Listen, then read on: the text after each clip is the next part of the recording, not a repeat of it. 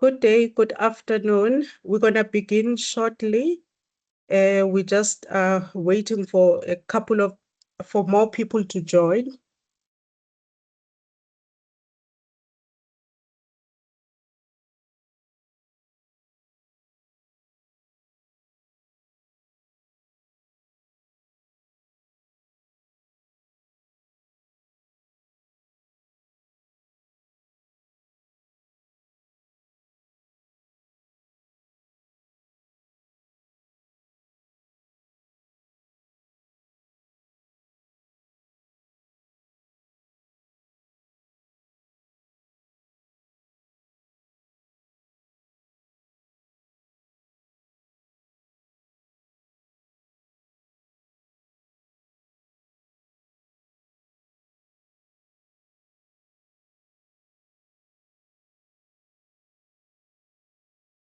We'll begin shortly. Just waiting for a few more minutes. We had a huge number of registration, over 400 participants. So we're expecting a lot more people to join.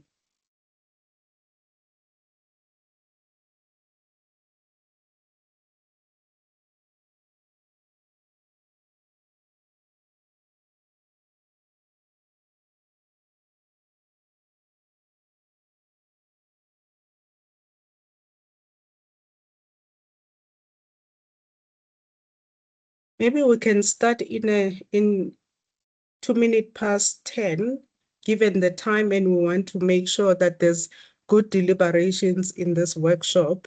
So let's give it 1 more minute and then we can start.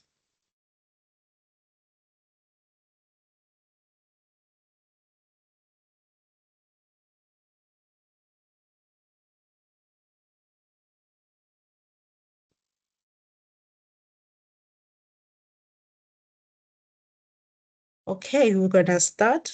And others will join as we go along. We're sitting now at over 70 participants in this workshop. So just as a way of introduction, my name is Duduzile Ndwandwe. I lead the Clinical Trial Registry portfolio within the Cochrane South Africa at the SAMRC, in which PACTR is hosted. So today we're having a workshop that is dedicated to look at how we are responding to some of the functionality in PACTR and find some strategic solutions to that. Next slide, please, Lindy.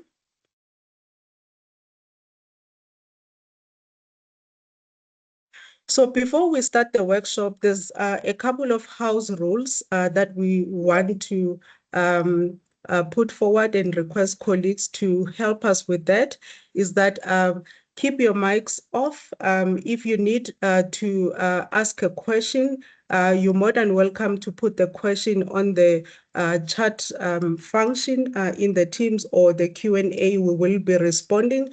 And those that require questions to be asked, I'm sure there is a function to raise your hand, or you can put the question on the chat and indicate that you'd ask, you'd request to ask the question so that we can unmute, and because we want this to be an engaging workshop, so that you, as much as we are sharing some of the insights that we understand.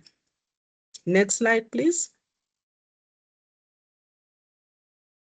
So this is the program that we have. And at the moment, I don't see my partner in crime, whom I really want to thank, the EDCTP team, whom we've hosted this workshop with. We spend a lot of time really looking at how we are designing this workshop to answer some of the critical questions for the trialists in Africa. So Thomas Nyirende should be joining us. As soon as he joins us, we'll allow him to do a welcome and maybe just an overview of PACTR, how they funded PACTR at the beginning. This is the program for the day. We're going to start off with the opening, which I'm doing. We'll come back to the origins of PACTR, which I'm going to tackle in a minute. And then I'll hand over to Lindy and Tobile to just take us through to some of the solutions and all of that. And then we'll have a long discussion and then we'll close at the end. Next slide, please, Lindy. So before we start, can I just check if Thomas is in the room as yet?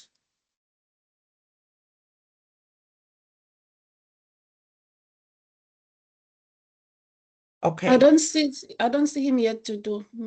All right. I think maybe for the sake of time, we can continue. So we're gonna launch a poll just to understand who is in the audience, because I think we want to set the scene and understand who is in the audience. So Lindy, if you could launch the poll. And we want to see also with the kind of practical sessions that we're going to do, how the poll is working. So this is kind of us trying to see who's in the room and how we're going to work together with the poll, using the poll.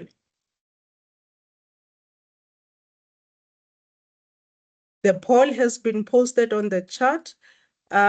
So really, if you could just indicate your role in the clinical trial process and hit submit, and then we can see the diversity of people or colleagues that are joining us in this workshop. That will help us a lot in structuring the questions and framing some of the discussions to the specific I would say group of individuals within the clinical trial process.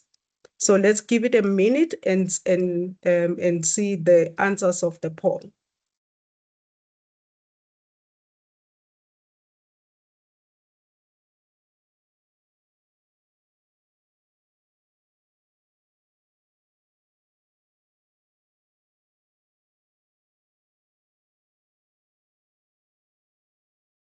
Hey, I see also the answers are going up. The results we can see, we're having a principal investigators, we have regulatory affairs colleagues, clinical research coordinators sitting at 25%.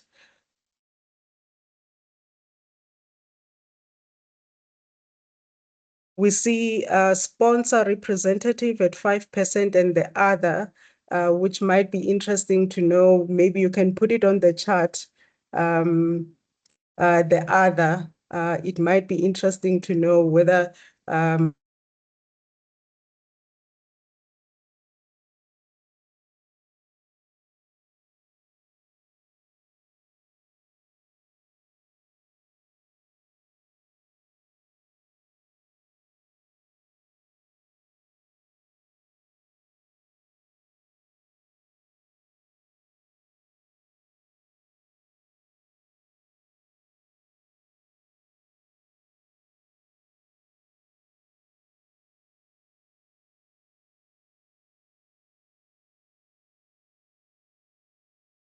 oh, great. There's also on the chart, colleagues are adding their role on the chart. It's quite a diverse audience that we have. And just to mention that we are sitting at over 90 participants in this workshop. This is one of the biggest workshops that we've had. And we're hoping that it's going to be as engaging as possible.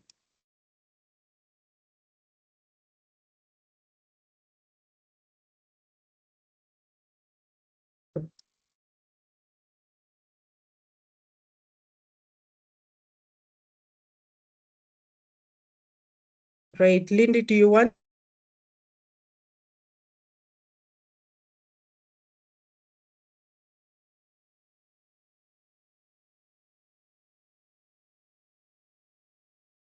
Okay. So I saw it on the chart. I saw it, it's edited on the chart. If you can go to the chart function, you can see the percentages of the participants in the workshop. Then maybe just now that we understand who's in the room and who's in the audience, maybe let me kick off with the objectives of the workshop. One is that we want to provide an overview of the registry functionalities and the benefits of using this registry. We also want to provide a platform to discuss primary obstacles that users are facing when using PACTR. And we want to enable participants to share their experience and insights and best practices in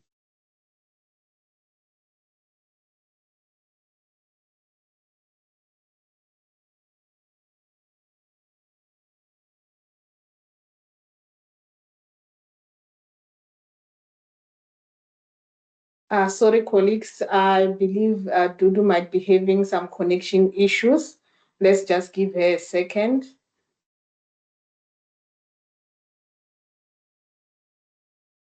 Am I back, Lindy? Yes, thanks, Dudu. All right, thank you for that.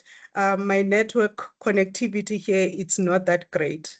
So these are the objectives of the workshop, and you can see them on the slide, and they were already presented in the advert that we have circulated. So I'm not going to go through them for the sake of time. Next slide, please.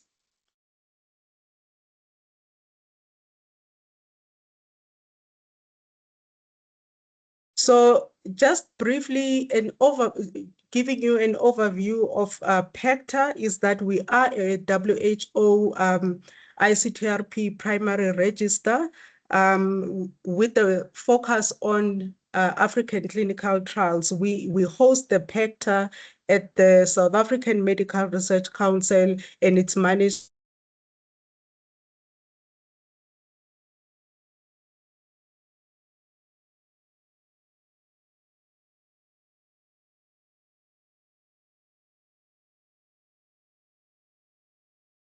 are conducted are registered and accessible, and we want to promote transparency and accountability for the trials that we are conducting in Africa. Next slide, please.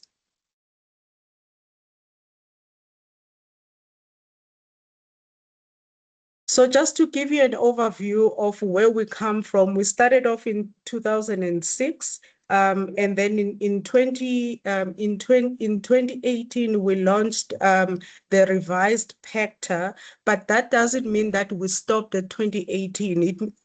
There's still some developments that continued even post 2018.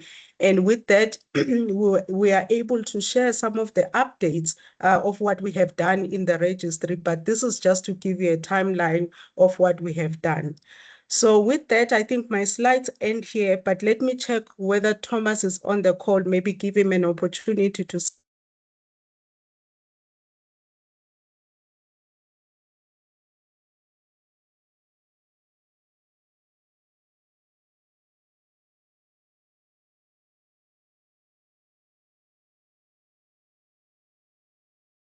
I don't see him, Dudu. Okay, I think then we can proceed, Lindy. The next slide, the next one, it's more about the crux of the workshop. Let's hand over to Lindy and Tobile to take us through kind of like the workshop of what we all registered to do today. I'll hand over to you guys. Thank you. Okay. Good morning, colleagues. Thank you, Dudu, for the opportunity. I'm just going to be taking you through the PACTR functionality and improvements that we can have on the PACTR functionality. So we conducted a survey with a selected few participants to gauge the needs of PACTR users while preparing for this workshop. We have prepared samples of some of those questions so that we can gauge the experiences here in the room and also have some questions that we can focus on as we continue with the workshop. So from the previous surveys, we have come out with some themes or some challenges that participants are having or users are having that we will be working through as we go on with the workshop. However, for this platform, we would like for all of us to engage because this is a platform for all the users and the admins to be able to engage and see where we can improve with the PACTR functionality. So we will have an opportunity to also have a discussion at the end of this section, which you can pose your questions. So, but you are allowed to pose questions or raise your hand as we are moving on with the workshop. Okay, so I'm going to move on to the next slide. I think that is a poll. So it is our next poll. I will ask my colleague, Ms. Tobile Maninga, to launch the poll so that we can see what is the feeling in the room to gauge the experiences that the users have been having. Tobile, please launch the poll. I seems to have a slight glitch here, Lindy. Can you please launch it for me while I'm checking this? I think it's the connection from my side, yeah. Okay. All right, so I will launch the next poll. I will give at least 60 seconds for people to look at the maybe one minute, 30 seconds to give you enough time to look at the answers that are there in the poll.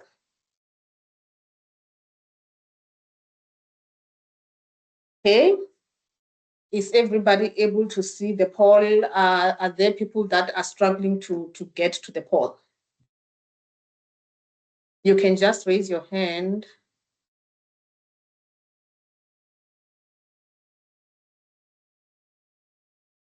So if some of the answers are not given on the poll that we have launched, you can write your questions or your comments in the chat. We will reconcile those comments at the end when we are having the discussions to answer all the questions that we have, that you are having.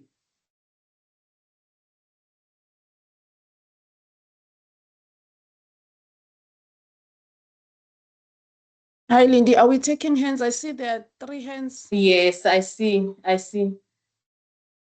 So can you please check on the chat? So on the chat, you should be able to see the poll.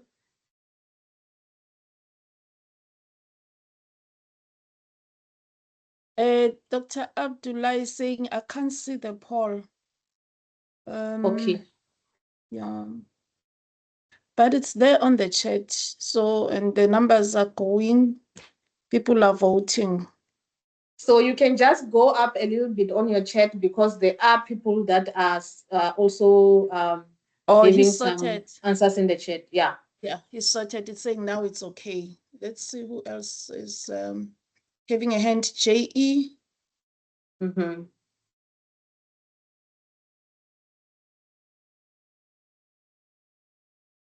Jenny, are you able to see the poll? And Ebenezer, can you check your chat? Not the Q&A, but the chat. So when you go to the chat, just move up a little bit, you will be able to see the poll.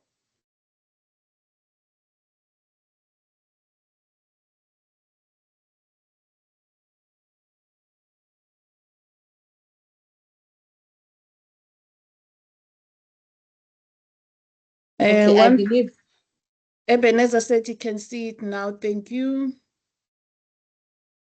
Okay, I believe we've got a few answers now. Oh yeah. Oh yeah.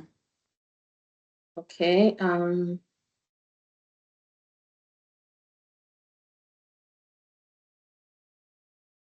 Let me try to share it. I've removed it by mistake, but these are the answers that we see here.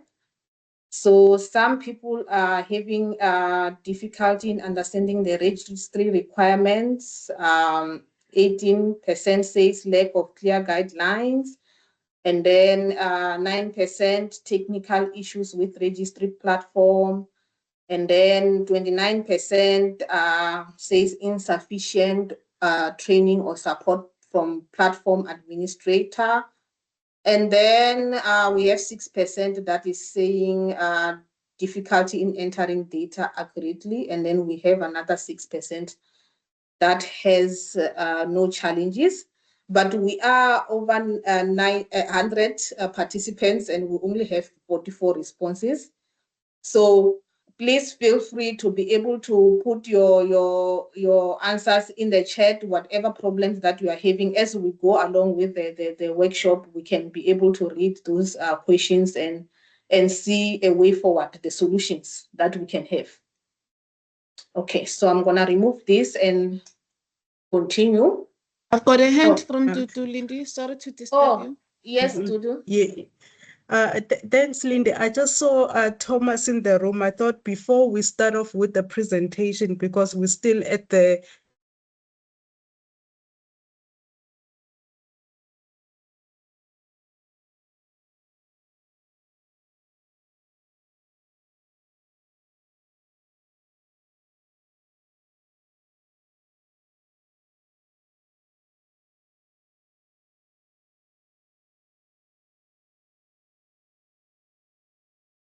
Lindy, you're on mute. Oh, I didn't realize that I've muted myself. Sorry. So Dudu is having technical issues, but I've seen that Dr. Thomas Nyirende is here. So we are going to hand over to him to welcome us again and also take us through the origins of PACTR. So Dr. Thomas Nyirende, over to you.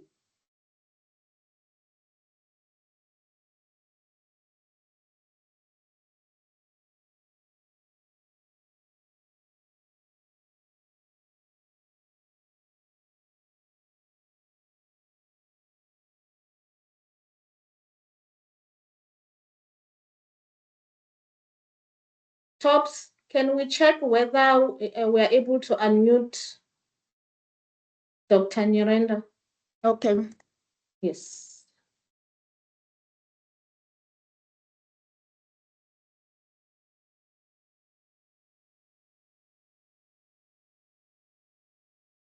I think he can unmute himself.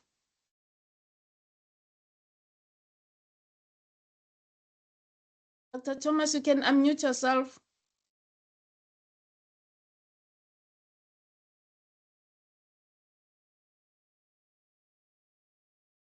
Tobile, I think he's gone. I do not see him anymore. Oh, okay. Yes.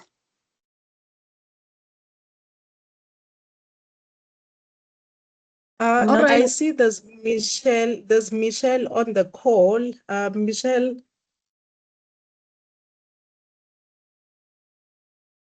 So Oh, now okay. I can unmute myself. Thanks very much. I'm really sorry. I had technical hiccups to join, but welcome all participants and colleagues from PACTR and also EDCTP for kicking off this session. Without interrupting the process so much, which I know is already underway, thanks very much for giving me an opportunity to talk briefly about the origin of PACTR. So, as you know, EDCTP started its operations in sub-Saharan Africa in 2004. It was really imperative that we look at how the clinical trials EDCTP would be funding would be properly registered in a registry that is WHO accredited, but also addressing the African needs.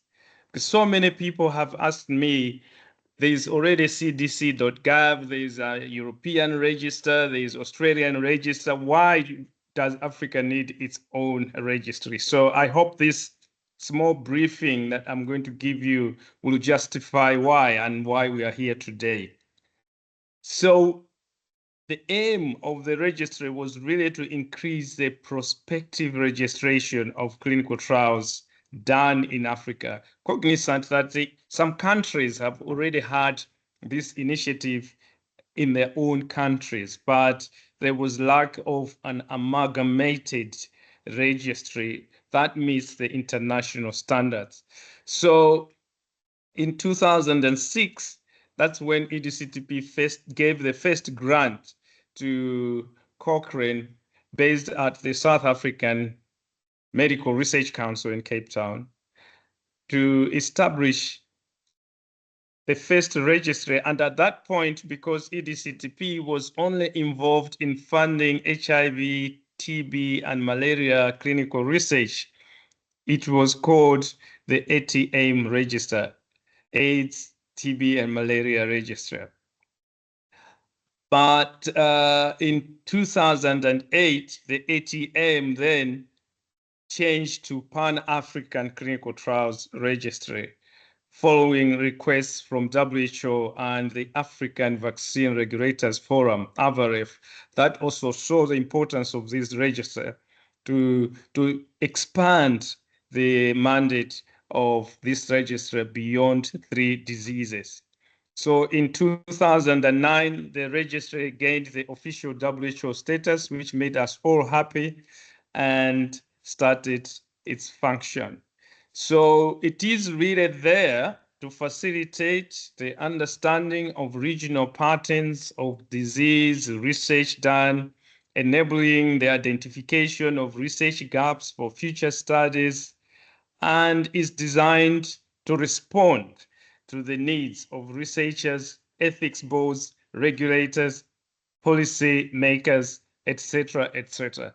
So with that explanation, you can see that you have the option of, if you are in a consortium, to register your trial in cdc.gov. But if you don't register it with PACTR, it is very difficult for our ethics boards, regulators, or even a health minister who wants to know the advancement of the trials happening in a particular area. Maybe you can do the same in Africa, to send an email to cdc.gov and get an appropriate response. But we have built this registry, and it really is Afrocentric. That's why we are having this kind of meeting today, because it's a registry where we expect you, the users, the researchers, and all other beneficiaries, to use as your own registrar, and the people who are online here are approachable, so you can ask different questions, and they can also relate back to you.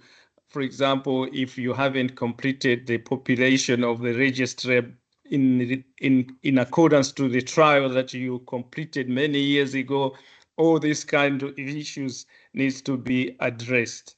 And us at EDCTP look at this as a very good investment, which now we handed over to South African government through the Medical Research Council, and they are supporting it as an in-house program.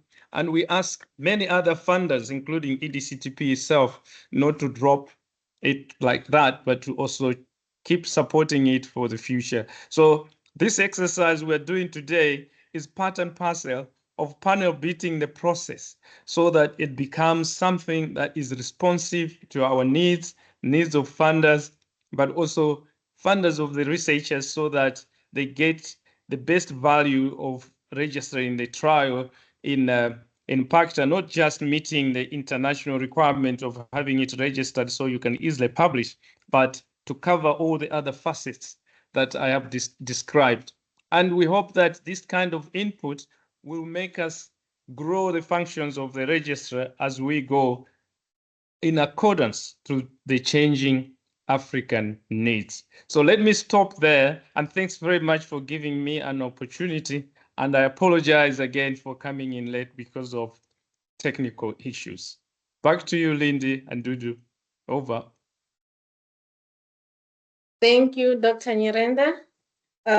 Just gonna continue. So we have done our poll, and then we are gonna move on to the themes that we have come across even when we did our previous survey.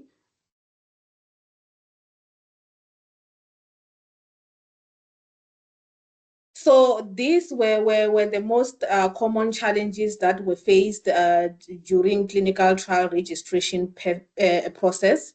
So number one, difficulty in understanding registry requirements. So we have ranked them according to how we have seen the results. So more people have difficulty in understanding registry requirements.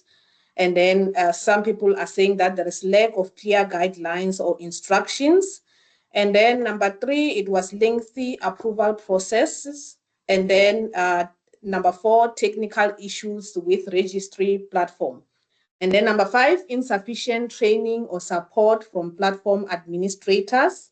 Number six, time constraints and deadlines. And then number seven, it was difficulty entering the data accurately. So we are gonna go through each of these. so that we can hopefully find solutions, and you are allowed again to put your comments on the chat. It seems to be able to speak, we have to go through a process of unmuting. So in the meantime, we can just put our comments or suggestions on the chat.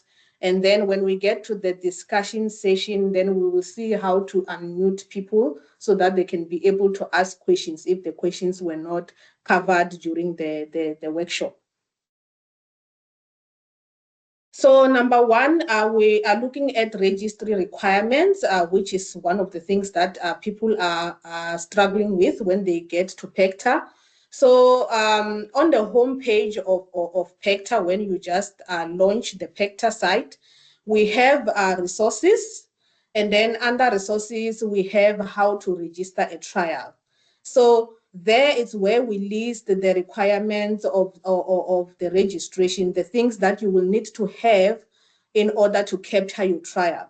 So this is where you can find what is required. Although yes, it does require some updating, but most of the things that are there are things that are still required when you are capturing your trial. So you can see there the following information is required to register a trial. So you must make sure that most people will have their protocol or proposal in hand. So you must make sure that you have all of those things that are listed in order to start capturing your trial, so that you don't have to have a back and forth. And then number two, it was guidelines and instructions. So some people are feeling that we don't have enough guidelines or instructions on how to register a trial or what is required again. So while you are on the homepage of PACTR, when you go to Why Register, you can see that there are a few links that you can go to in order to see what are the guidelines or instructions that are required for you to complete to capture your record and be able to submit. So again, when you go to how to register, I'm just going to go back to that slide that we were at. On the bottom, you can see to register a trial online. There is also a please see a step-by-step guide. So when you click the step-by-step guide, it gives you the guideline that we use as instruction on how to capture your trial, from registering as a participant, as a user, and to capturing your trial and to updating your trial information. So that is one of the guidelines that we have. And then there is also frequently asked questions. So if ever you have a question, you can check here. If ever there is answers to your questions before you can contact us, you can check here under frequently asked questions on what is required when you are capturing your trial. So we also have, while you're capturing your trial, so once you start capturing your trial, you can see these information buttons. When you click on them, they give you a definition or explanation of that particular field. So here you are able to see what type of trial design is being implemented. So at the moment, it's only randomized controlled trial and the controlled clinical trial that you see here, CCT, that is defined, but we will add more for observational studies and non-randomized studies. But this is the information to help you choose what type of trial you are conducting. We also have an in-text link. So while you are capturing your trial, under reporting section, which is one of the sections that we have most questions, there is a view this document, as you can see there, where there is a hint. So most people don't see this. I don't think it's that clear because it is black in color.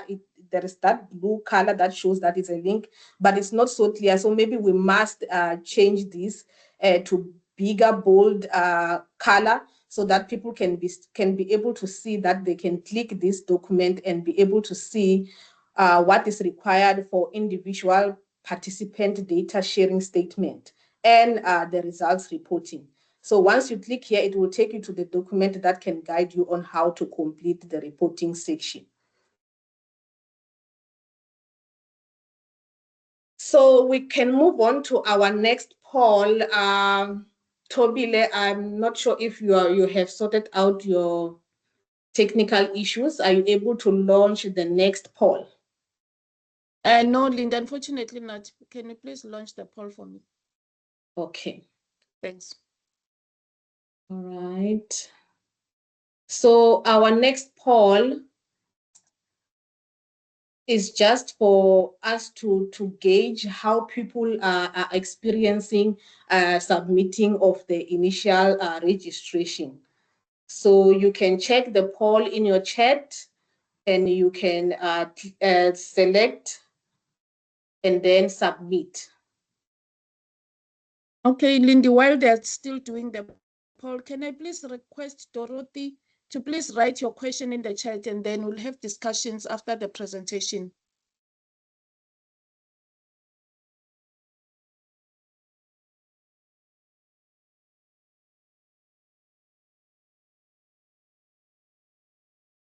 Okay, I'm just giving everybody a chance to respond. We have about 24 responses.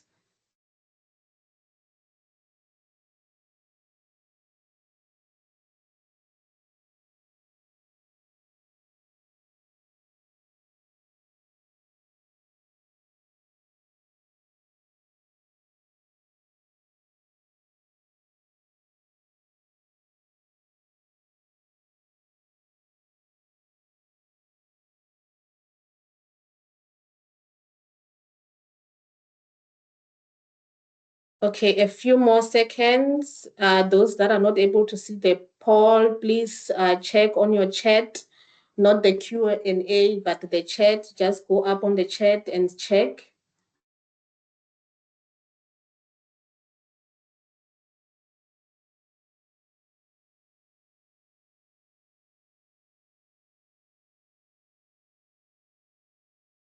Okay, so again, we have 44 responses. I would like to reiterate that this is a chance for users of PACTR to be able to engage with us. So please don't be shy to put your question on the chat if you're not able to get the poll. But now I'm displaying the answers that we have, 50 responses. So we have around 54% that is neutral on how they are feeling with the submitting of the initial registration. So they might have found issues before, but maybe on another trial when they are capturing, maybe it was not so difficult. So I do understand, but we will continue. And just to inform you that we will actually go through the live database so that we can be able to ask questions specifically on the fields that you might be having issues with. So I'm going to close this poll for now, and then we'll continue. Okay. So for entering data accurately, so as a user, you need to complete all the information in each of the tabs on your left hand. So when we're going through the live demonstration, you will see how it looks like. But when you have entered the information on one section and click save at the bottom of the page, the system will automatically take you to the next page.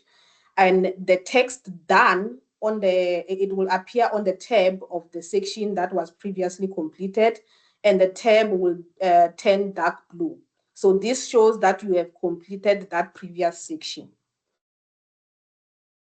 But if the previous section has the text pending on the tab and it's still light blue in color, it indicates that there are incomplete fields in the section that you need to complete. So please note that this will prevent you from submitting your record. So until you have completed all those sections, all those fields, you will not be able to submit your record. So there is an exception though to the ethics approval tab. So that will remain pending when you have not uploaded any ethics approval. However, you are able to submit with only ethics committee details entered. So you might not have your ethics approval as yet, but we need the details of the ethics committee and when are you planning to submit your ethics for your ethics. So required fields are identified with a red asterisk sign as shown there. So you will see when you are on the site capturing your trial, there will be the red asterisk sign.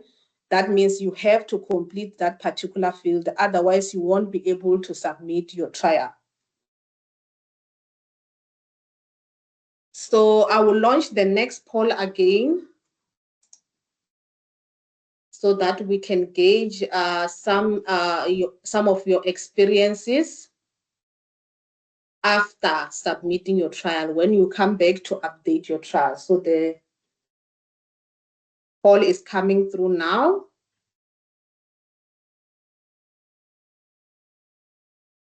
I'm gonna give 1 minute for people to be able to select their choice and submit.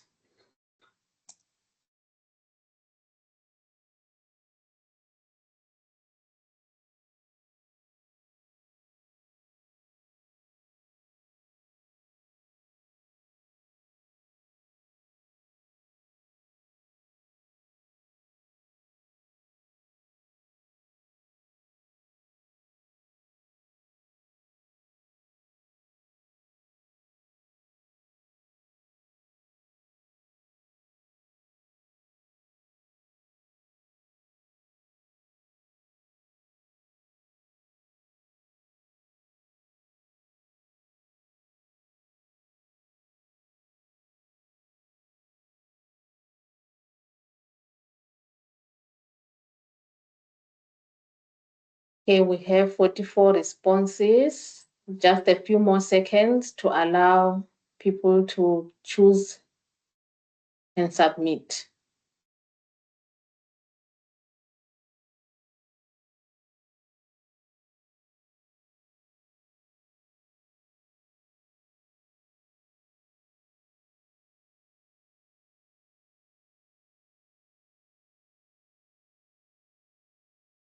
Okay, so I'm just gonna display.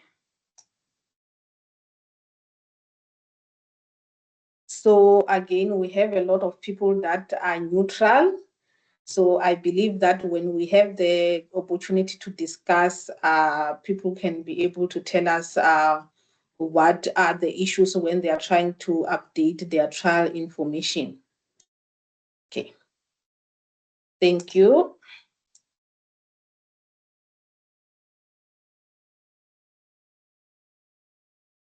Okay, and then we move on to technical issues with the registry platform. So there are a few participants that we have seen also writing back to us, having technical issues with the registry platform. So we just want to give tips on how to avoid this. So the first tip is to avoid usage of special characters such as those that are listed there. So these special characters causes errors in the system. We've had users that have come to us with a trial display error. So once they've captured their trial, they are not able to have a trial display. This is because of such special characters. So if you decide to copy and paste from your protocol or your proposal to the system, please go through the text to check for special characters in the text. And then we have some issues that mostly arise after new database updates. We recently had a database update a few weeks back. So we have spoken to IT to give us some hints and what can we do to avoid such. So we usually have a downtime when we update the system, and we usually put an hour to the downtime.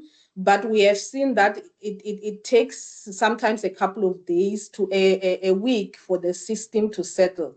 And that is because for those who normally use PACTR, they will have the PACTR that they had used previously before we updated the system. So I won't attempt to speak the IT language, but that's what we've been told. So what they have given us as a way or a solution, they said, okay, we must, if you are using whether Google Chrome or you are using Edge, for us to clear cache. So to clear cache, you can Google the steps to do that. We have done that with some of the users that were having troubles. So they were capturing their trial before we did the update, and after the update, they were not able to continue capturing their trial. And all they needed was to clear cache, and then the system, now the new deployed system was able to show. So that is one of the things that you can do as a user to clear cache. You can clear cache and then refresh your system. So another way of doing that is to use another browser, Edge. So if you are using Google Chrome for most of your work, you can try to use the browser Edge in order to get through to the system. But eventually, as you are using it, then you will be able to see the system as updated. And then if you are still having issues after the new database updates or any other time, we encourage users to contact us. When you are contacting us, you must have give more information about the study that you are trying to capture and what is the problem. And we always advise users to write to us with the title of the trial that they have submitted or they are working on, so that we can be able to check on the system and be able to assist them. Most of the time with the technical issues, we work with IT, so we will sit with the user and IT so that we can be able to sort out the errors that they are having. Okay, and then there is another poll. I think this is the second last poll, so I'm gonna launch it now.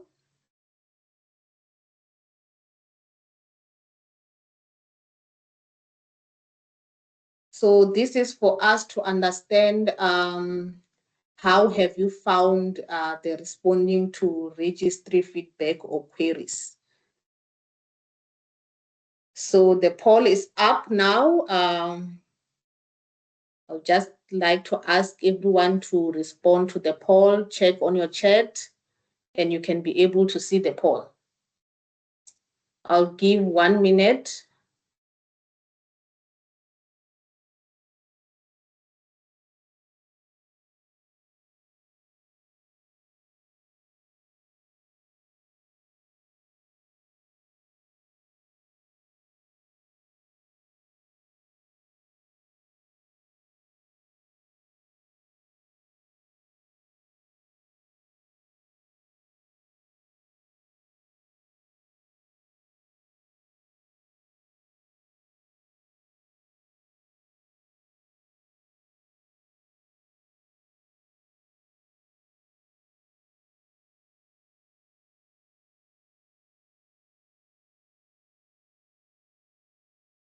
Okay, we have 36 responses, a few more minutes, a few more seconds, I mean, just to allow everybody to get to the poll.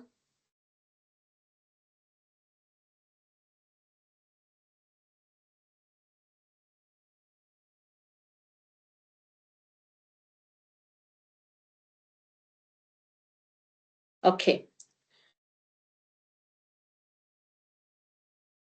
Okay, so I'm just gonna display, oh, I closed it again. So this is the 37 responses that we have gotten, and we can see that 54% is neutral. Then we can discuss more when we have the discussion, if ever there are any issues that people would like to let us know. Okay, so we are going to move on to approval process, time constraints, and deadlines.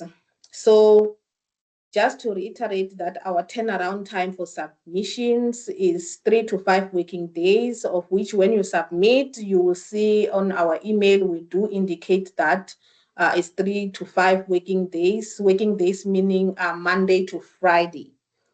So again, to encourage users to submit their trials or records timely as their responsibility. We recommend that researchers aim to submit at least 30 days before the anticipated start of a trial, for in case when there are technical issues, and then also the back and forth if ever there is incomplete information, so that you can be able to complete your information before the trial starts. So incomplete submissions, responding to the reviewer's comments should also be timely. So we encourage researchers to be able to check their emails for the incomplete submission email and to be able to respond to the queries timely. So you must ensure that your trial is resubmitted after making changes based on reviewers' comments. So most of the time we have had many users come back to us to say they've submitted their trial, but they're not getting a response, only to find that the trial is incomplete and is still on their side. So us as admin, when the trial is sent back to the researcher, we are not able to do anything until the researcher is resubmit the study to us.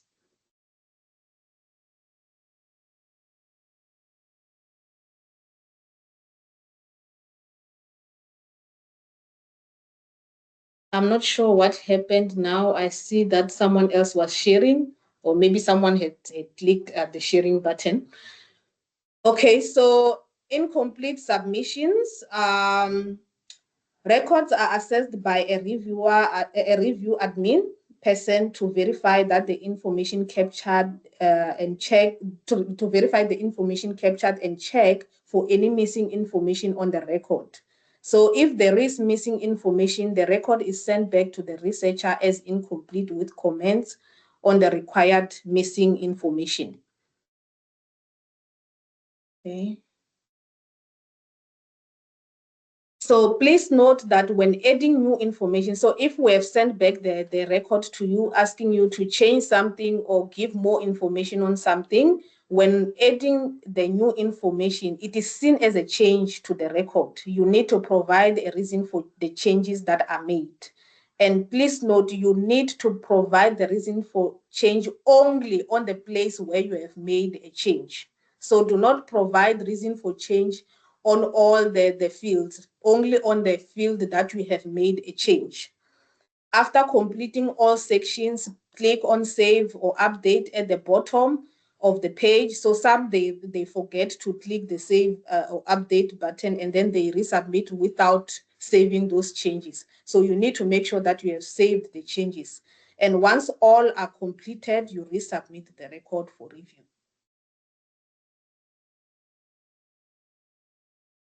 So on the issue of training or support from platform administrators, so we do normally have webinars, especially after a database update. We do have webinars.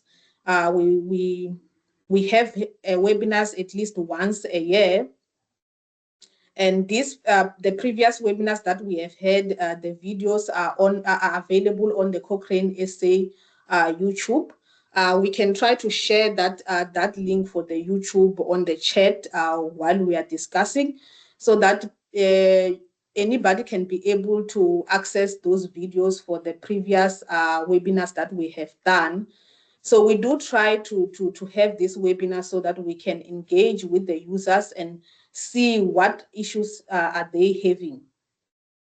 And then after new database updates, we make sure that we email detailed updates and guidance on what we have changed in the system or what we have updated in the system.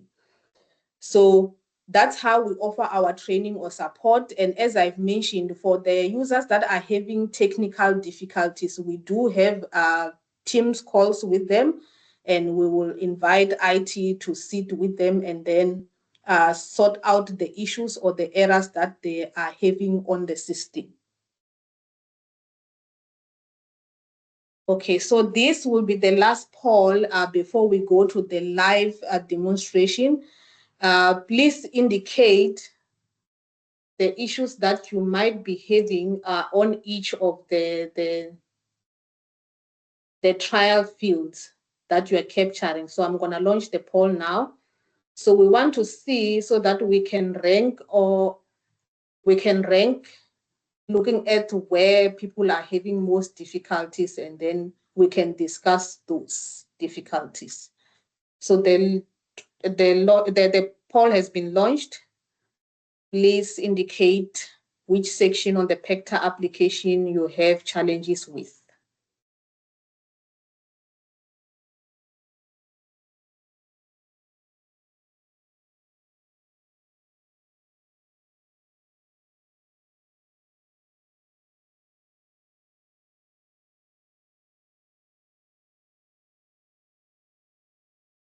I will give 1 minute, 30 seconds for everyone to be able to reach the poll.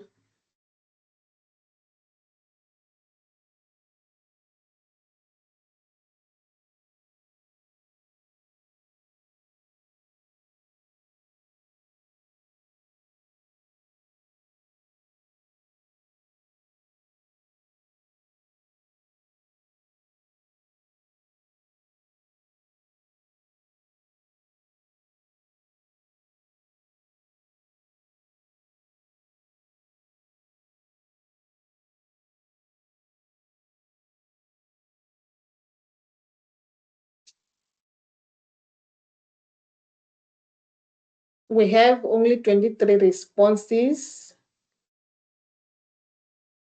I'm encouraging everybody to go to the poll so that we can be able to discuss all the issues that you might be experiencing.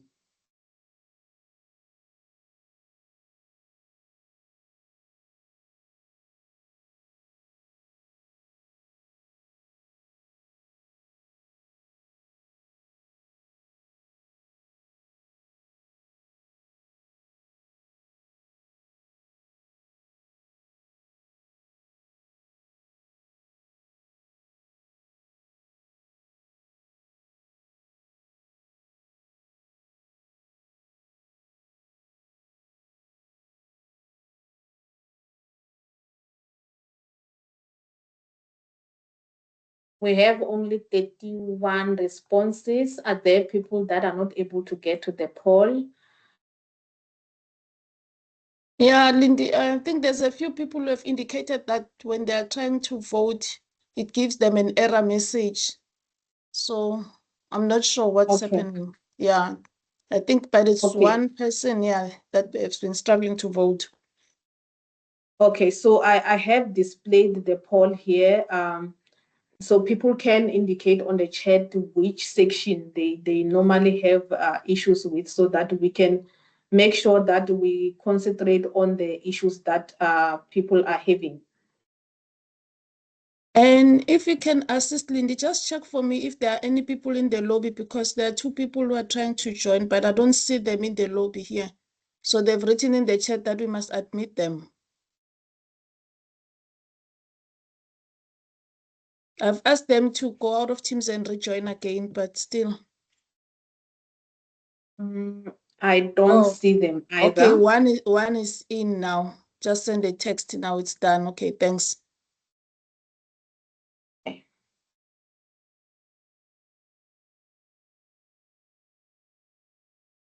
Okay, so these are the answers that we are getting.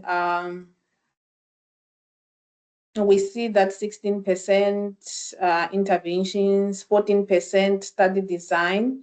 So we will go through each of the tabs, but we just want to spend a little bit more time on the tabs that we see that people are having issues. So, but when we are going through the live demonstration, you can ask questions or put your comments on the chat so that we can also tackle those questions as we move along.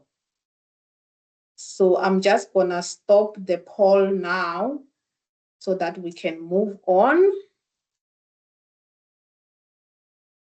I believe that was the last poll that I have on my side. So I'm gonna hand over to my colleague, Ms. Tobile Malinga, to take us through the database live demonstration, where we can also be able to ask more in-depth questions. But I want to check between you and Precious. I see that there are questions that are there.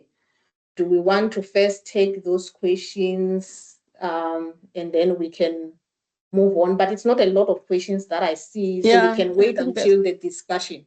Yeah. Oh, okay. Yeah. All But right. people, so people can ask any question as you move with the database, so that we can able to capture those questions. Okay, over to you, Tobile. All right. Thanks, Lindy. Thank you for the presentation, and good morning and afternoon to everyone. So I'm here to demonstrate how PACTR works. So most of the tabs will be seeing them. So when you land on the PACTR page, this is how it's supposed to appear. So you're gonna log in using the credentials, because we know that before you can be able to access PACTR, you have to register for a profile. So I'm gonna go straight to managing the trials. Or maybe let me log in as a researcher so that you guys can understand. Then I will log in as sorry for that. Yeah, there. So when you want to capture your trial, you always go to My Trials, or you register the trial. This is how the page appears. With the trial details as the first page that you land on. So these tabs will always appear as gray if you haven't captured the information that is required at that particular time. So you'll start by adding your title. So I'll just add 3 words so for the sake of time, so that you can be able to go through everything. And we need the brief description. And when we're talking about brief description, you don't just give us only the objectives. We also need to know what prompted you to do the study. So most of the time, people will just submit to assess whatever the efficacy of whatever treatment. But how did you get there? So we also need that brief, even if it's like 4 or 5 sentences. And then this is also important to select the type of the study. This has been upgraded in the past few months, because before it was only randomized controlled trials and non-randomized and the CCT. Now we've also added observational studies. I saw someone in the chat was asking if we do register observational studies. Yes, we do that. So whatever you're doing there, you'll have to choose the relevant study for your clinical trial. So for now, for this exercise, I'll just choose the RCT. And then you still have to have a phase where, how far is your trial? For this exercise, I will just tick not applicable. And the purpose of the trial is a screening. So we always need the start date, the anticipated start date. So all the fields that are marked with the asterisks, you have to complete them. Otherwise, if you did not complete them, you won't be able to save the trial. So everything that has got an asterisk, and asterisk is that red dot there. So that means it's compulsory. Tops, there's a comment on the chat. They say the Yes. screen is small. Are you able to increase your screen? They can't read the font. It's on the TV screen there. How is it now? Is it better, Dudu? There's a thumbs up. I think it's Okay. better. All right. Thank you for that. And then the recruitment status, you always also have to indicate how far is your trial. Is it active, not recruiting, or it has completed recruiting, or it's not yet recruiting? So for me, I'm just registering my trial, so I haven't started with the research. So you always have to save the page, because if you do not save, it won't be able to update. So when you're done with capturing that, when the tab changes to green, that means you can move to the next tab. So I do not have a secondary ID. And then the study design, because now this is an RCT, you have to be able to match what you've chosen as a study design. So for an RCT, I'm going to choose the parallel intervention assignment, where two groups are going to get different treatment at the same time. So, and I would randomize them according to the sequence that I will choose. Maybe it will be the computer that is randomizing the sequence, or maybe it's just envelopes that are marked. And then I don't want to know who's getting what. So everyone will be blinded to the treatment, which is the care provider, the outcome assessors, and the participants themselves. So each and every information is necessary. So the next page is intervention. And the intervention type, this is a control group. You always have to have the name. So people here will write group 1, but group 1 is not saying anything. So for me, I need to know, are you going to give them anything, or you'll continue with the normal care that they're getting? Because at the end of the day, they have to get some sort of a treatment. So how often are you going to give that treatment? So these ones, they'll just continue with the normal routine from the institution. And the number of participants always have to match with the study design. So after you've captured your control group, it will prompt you again, because you can see now it's saying pending. Because I have 2 groups, I won't be able to move to this one. I need to add the experimental group. So now I'm adding the group, which I'm gonna give, let's say for argument's sake, insulin once a day, that, and then insulin will be administered. Insulin will be administered. And here again, we also need some brief description, because some of the researchers, the trialists, they will just write insulin and just leave it there.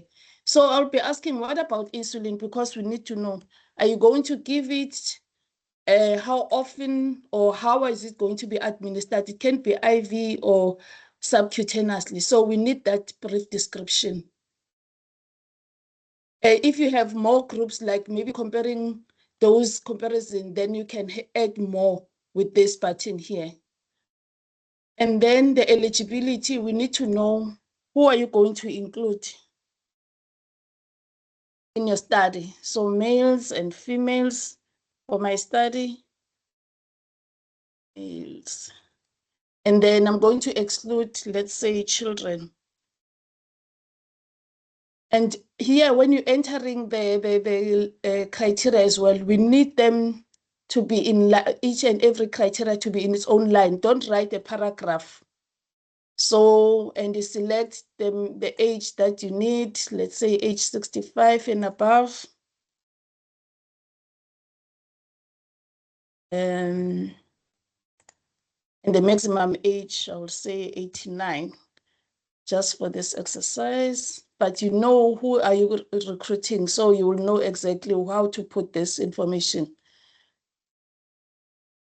And then as long as you're saving as you go along. So now we come to the outcome. This is another one that is a challenge for us at this current in time. So it's a primary outcome. What is the outcome? Let's say blood glucose less than 10. So you'll monitor this one, monitoring. How often are you going to monitor it? Monitoring, yes. So now the time point, this is another problem that we have sort of noticed. When you're talking about time point, we want to know when are you going to monitor that blood glucose, because now a person will come and write just 2 hours. But now 2 hours is not saying anything. 2 hours when? Before you started the treatment, during the treatment, or it was post the insulin. So now you have to say maybe 4 hours post administration. Then I know that it was after you've started the intervention. So, but now you can't just write 6 months. 6 months when? So we need to know the time point at which you were monitoring that outcome. And then you have to add, if you have another one, for myself, the secondary outcome will be fasting dose. And this one I will do it before administration of insulin. Then I save. And as you can see, as I go along, the tabs changes to green. Before I started entering the information, it's gray. So I moved to a recruitment center. A recruitment center, you have to also list them. If you've got more than one recruitment center, you have to list them, all of them in their own tab. You don't have to write them like in saying 17 schools. We have to know which schools. You name them each by site.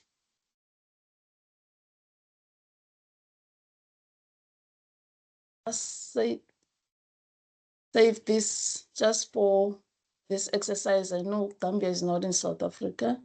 And then the ethics letter, which is an approval. So here we need to know, has the study received any ethics approval? If the study has received, once you tick yes there, you'll have to upload the document here. You choose the file that you want to upload. But for me, I'm still waiting, so I haven't received it yet, but I applied on the 29th of October for the ethics. 24. So I'm still waiting for ethics. So it was an HREC.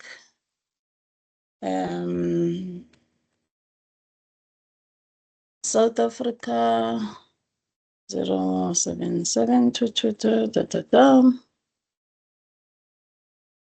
And the email address.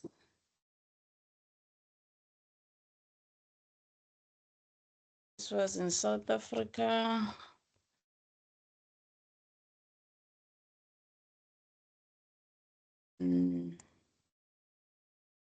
And then I save my details.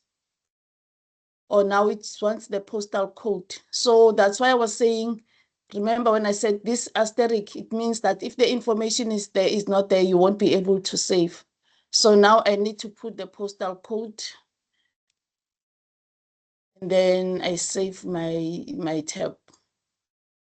So it has been saved, but then this one will remain pending like that, despite that it has changed green, because I haven't uploaded the ethics letter. Once I receive the ethics letter, I'll come here and go to edit myself, and I'll go there and I go and choose a file for the ethics that I have received, and then just put it there and open and update. So if I have the ethics letter now, it will appear as done. Before it was pending because I didn't have the letter.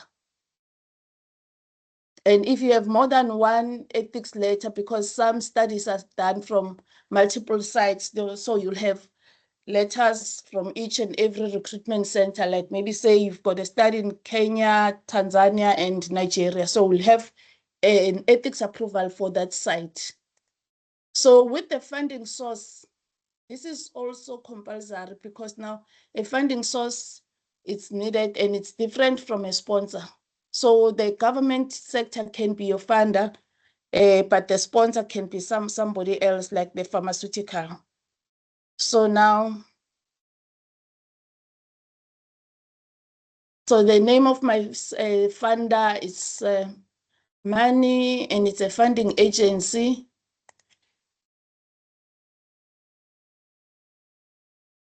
And it's there in South Africa.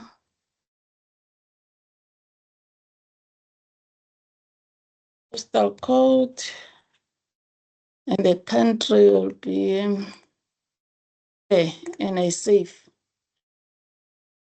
So, and with the funding source, sometimes somebody can be like self-funded. You've got your own funding from somewhere. That's where you have to enter that information. So now, if you have a sponsor, the sponsor is also necessary. It's compulsory. So your primary sponsor could be Smith and Nephew. It depends where you got the sponsor from. And the country, city of the sponsor, and the postal code. And I'll select the country, like, and the nature of the sponsor. It can be a charity, foundation, commercial sector, funding, hospital, individual, other. So I'll get the commercial sector and save. So this is also a compulsory tab. So you have to enter information there. And then collaborators, if I'm working with somebody else, like let's say in like multiple sites, there will be other people that I'm working with from other countries, but for now I'm on my own. And then this is the information that is needed here. For a PI, it's myself.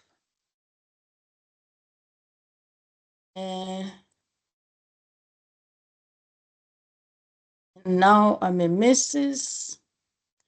And the email address, my email address, I don't have an additional, and the phone number.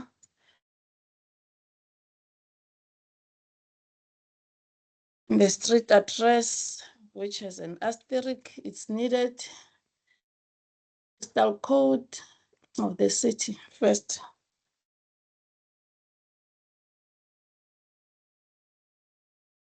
And the postal code and the affiliation. I'm a researcher. With this one, it can be anything from the researcher, or you are an admin. Then I need to select a country. How did I skip that one? So it's important to always follow the system. It will prompt you to enter the data correctly. So now I need to add more people here. So now I'm going to select a public inquiry, somebody that you can contact if you need some assistance with the study. This person is also a master, and they've got their email address there and their phone number, street address. With the street address, you will write the address where we can get this person. But for the purpose of this exercise, I'm just writing like this, and we select a country, and this person is an admin clerk.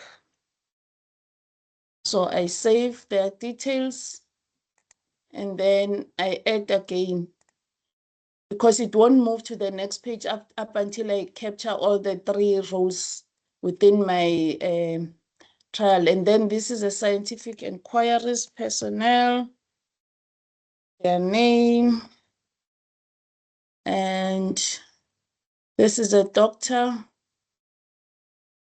their email address. The email address will be relevant to that particular person. Go to 1. And the address.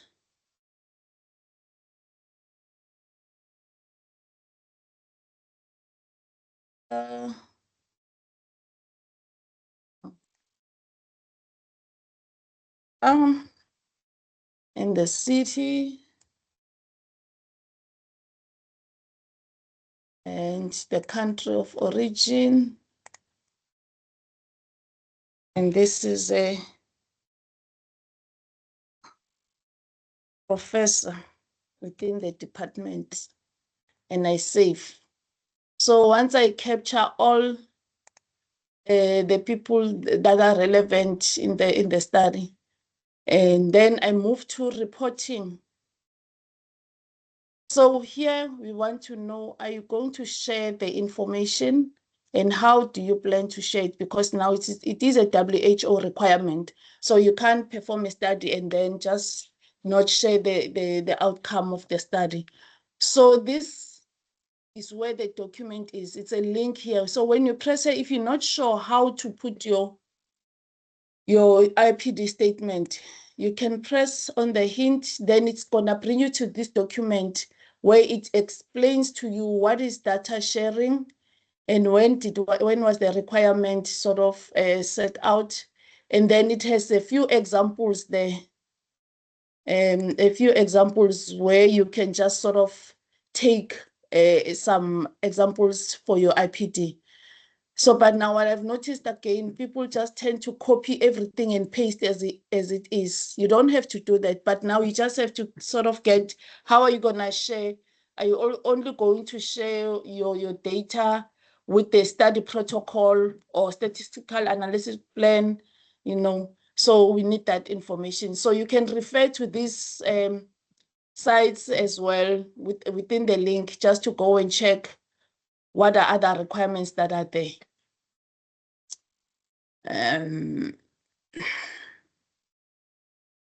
Where's my thing now? Okay. So now I come to the IPD. So I will share IPD. I will share de-identified data. Identified data.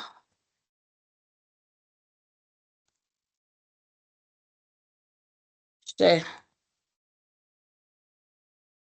So de-identified data, it's data that has been sort of encrypted so that it doesn't identify who was in the study, so as to protect and the confidentiality of the participants.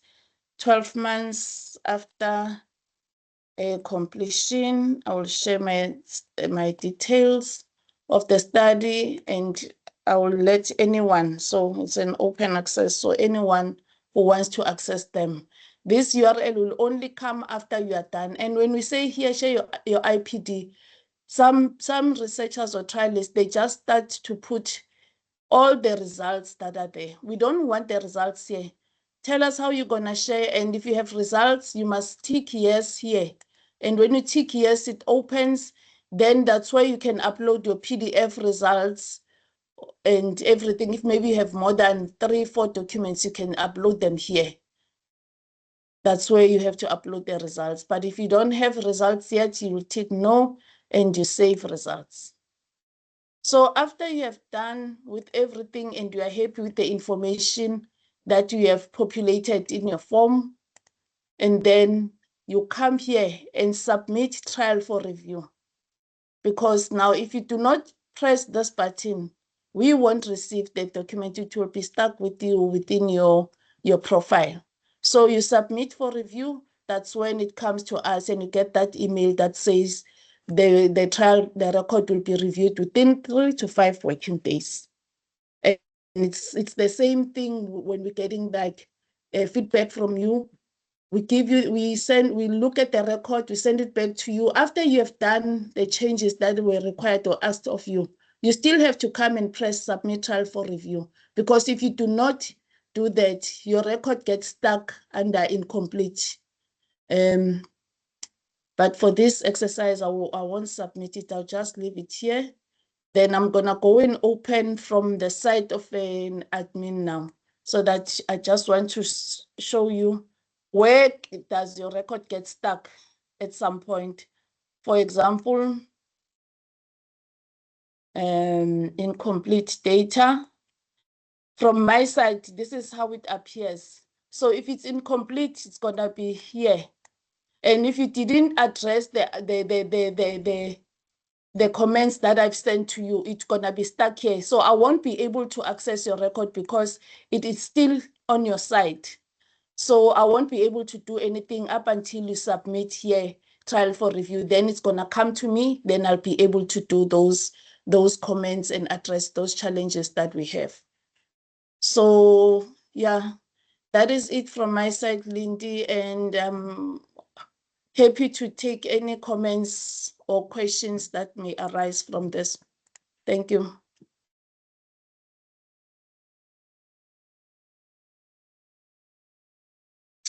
Hello, anyone? Thanks, Tops. We do have a few questions that have come across, so we can take turns just reading out those questions and answering the questions. So I'll start on the Q&A. I know that there are some questions that are on the chat site, and there is also some questions on the Q&A. So yes. I'll just start with the Q&A and then read out those questions. Okay, so the first one that I see on the Q&A, it's some of, so, oh, you're still sharing. Okay, I thought someone else is sharing. Okay, not a problem, not a problem. Okay, so I do have a question from Veronica. Some of the trials do not have interventional products, yet we are required to have registered with PACTR to get approval from the regulatory authorities. How do we go about getting PACTR approval for such studies, since the registration is designed to accept clinical trials with active study interventions? Okay, thanks, Veronica, for this question. So we are aware of the trials that are sometimes submitted that are not randomized trials or non-randomized trials. We also have observational studies that have come through, and that was the reason that we made a change last year to include such studies. Although the changes are not accommodative to all types of studies, it's something that we are working towards.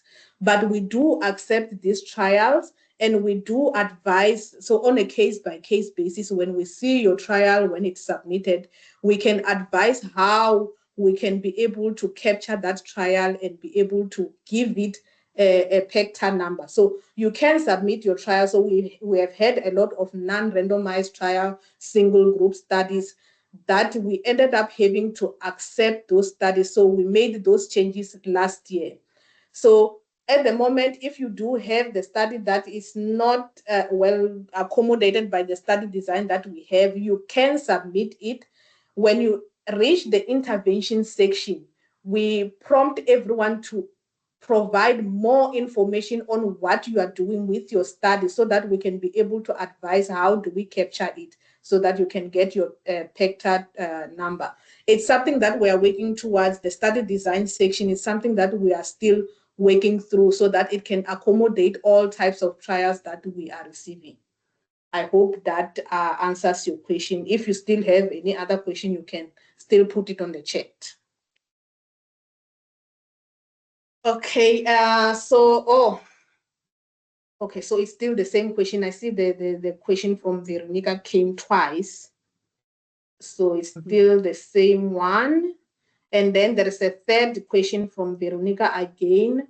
Our research site has received questions from the sponsors on how to regularly update the PACTR. For instance, whenever a research protocol is amended, we are required to submit to the IRB and regulatory authority for review and approval. Sometimes the information in the PACTR website becomes outdated after the research protocols are amended.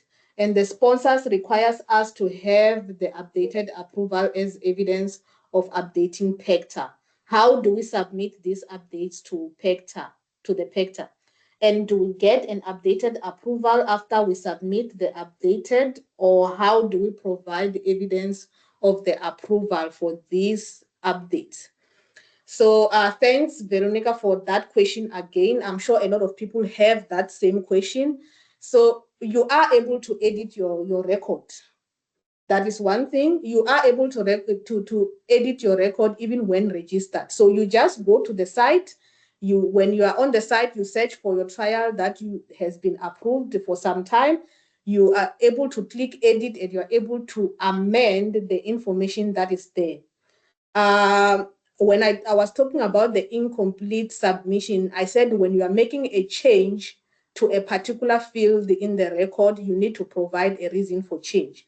So in this case, also you provide a reason for change, whatever you are updating. So if you are updating maybe the start date, you just indicate on the reason for change that this is a start date. If you are updating your results, you can say that it's updating of the results. So that will be your reason for change, so that we know why these changes are made.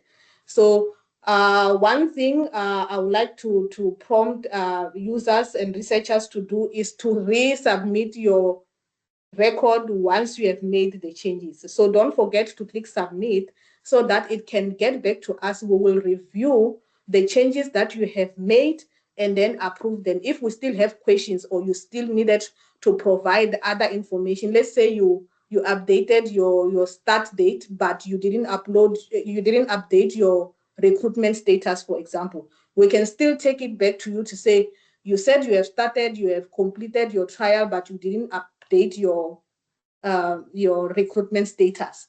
So we can still have that back and forth until you have updated all the things that you needed to update, and then we can approve your trial.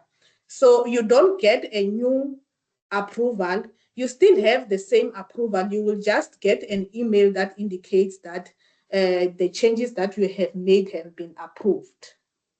So I hope that answers the question that many might be having. So if there's still something that's not clear, then you can put the question on the chat.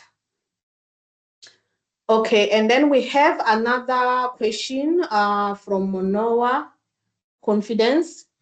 The registration email for a user in PACTR is linked to an individual's email address and password.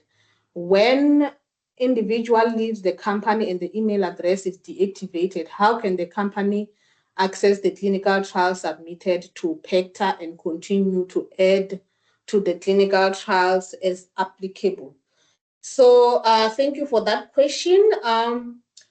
If someone lives in the company, someone who was working on the record, you are able to contact us. You contact us with the name of the person who was working on the record and also their email address, and you give us the new email address that you would like to be updated.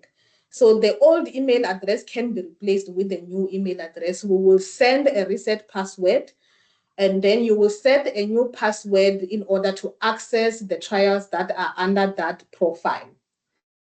If you don't have that information, the trials can be transferred to another another profile. So if you already have a profile in PACTR and someone else has left who was working on another record, that record can be transferred to the other profile. So if the email address already exists in PACTR, we will only be able to do a transfer. And I would like for all of you to note that we are only able to transfer records that are registered and those that are submitted to us. The draft records, if the record was never submitted to us, we are not able to see it. So you can recapture the record if someone has left while they were still working on a draft. So you can recapture the record in the new profile. But those are the two options. It's either the trials are transferred to a new profile if the email address already exists. But if the email address doesn't exist, we can replace the old profile with the new email address and send a reset password. Lindy, Okay. the previous question by Veronica, I think it refers also to the question around sending proof to the sponsors when they've made the change.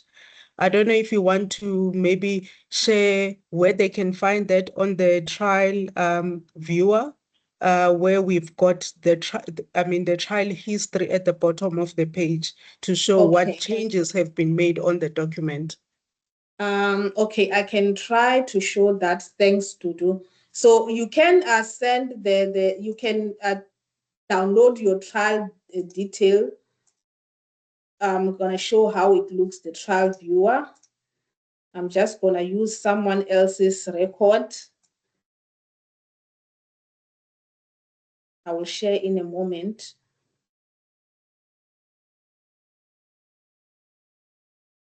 Okay, so we do have a lot of questions, so we might not take time on some of the things, but I just want to show what a trial viewer looks like.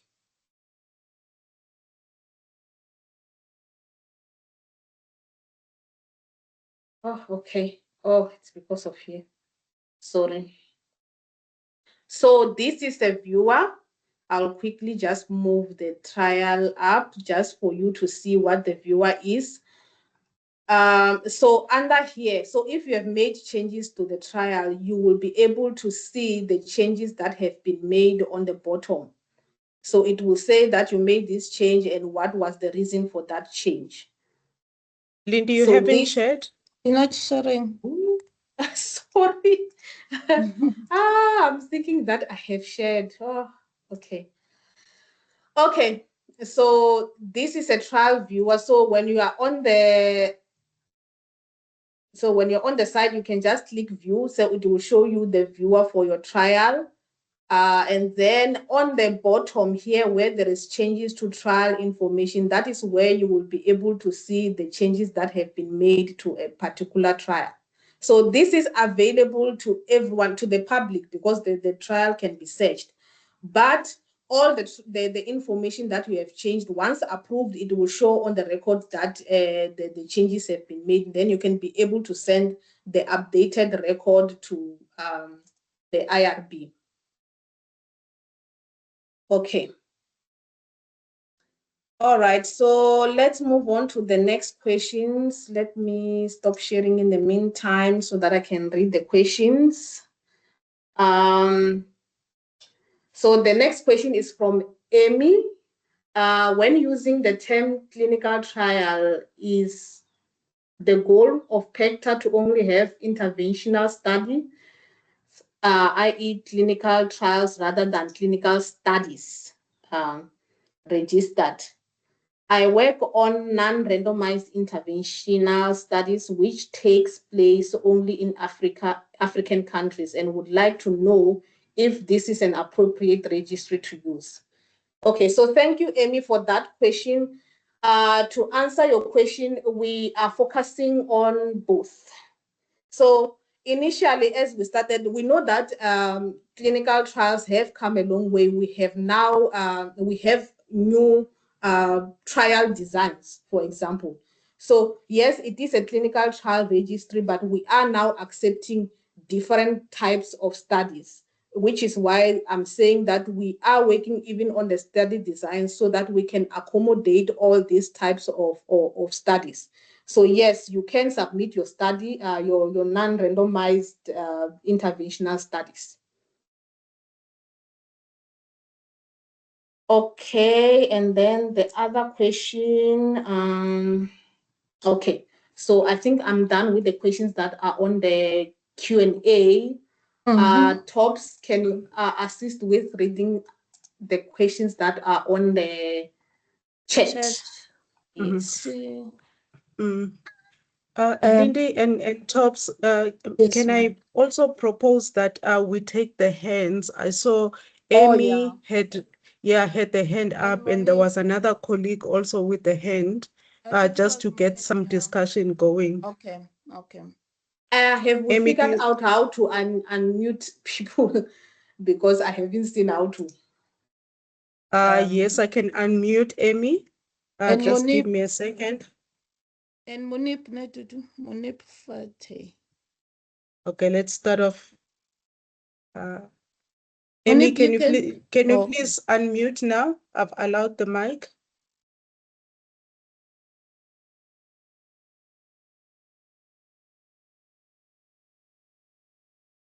Amy, are you able to unmute yourself? I've allowed you to be able to use your mic.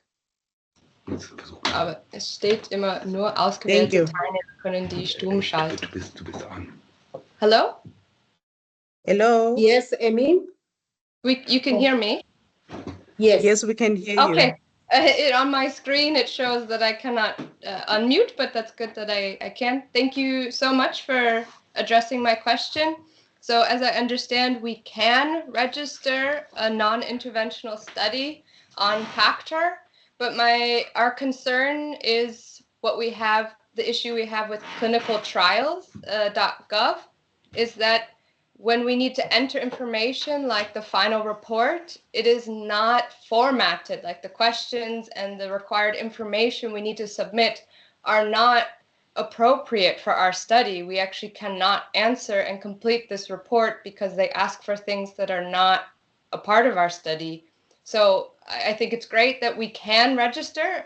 Clinicaltrials.gov allows us to also register, but then it's not the appropriate place for us to do updates and actually finalize our study.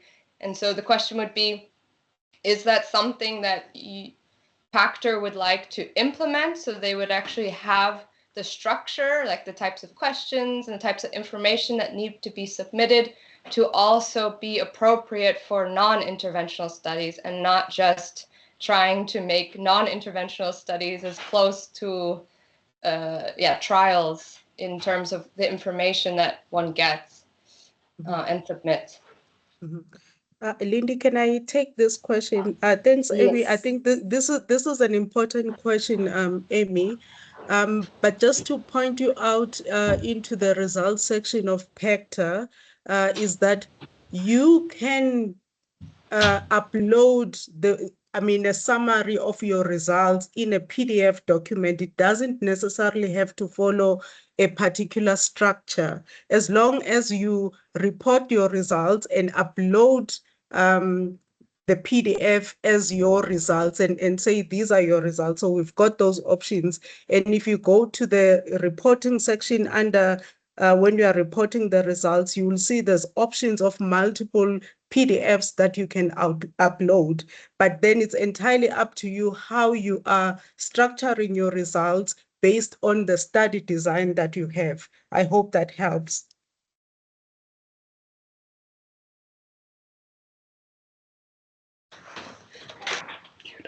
Yes, thank you so much. I appreciate the answer.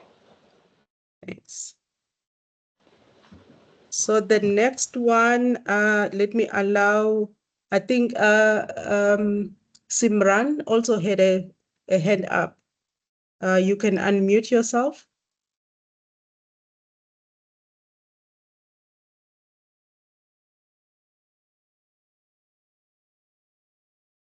Hello.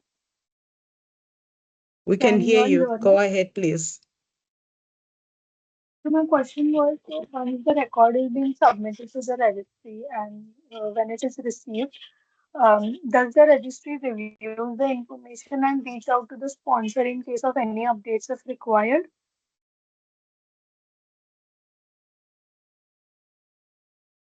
Can you repeat the question? I didn't quite get the question. Oh, Lindy, did you get Let me the check question? No, I didn't. Can you repeat, please?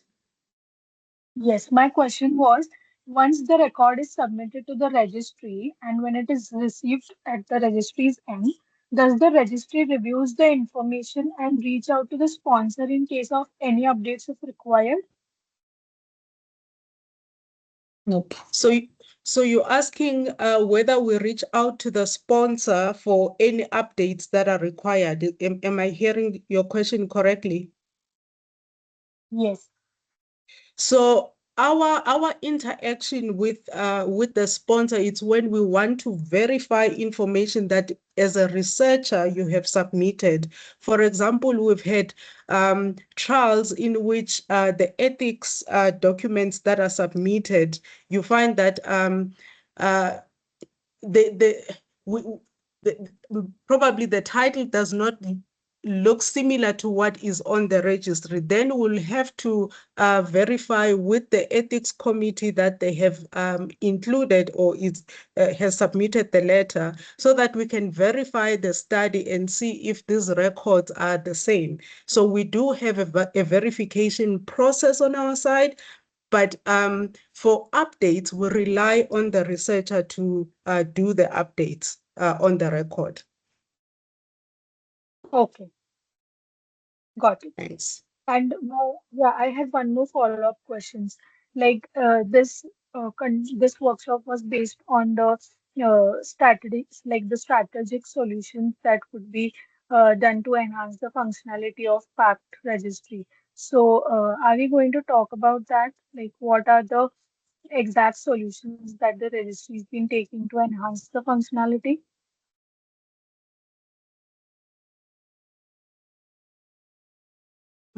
I'm struggling to hear you. Lily, did you get the question? Or maybe if you could put it on the chat, Simran, and then we can address the question. There seems to Yes, be let a me little bit of an echo.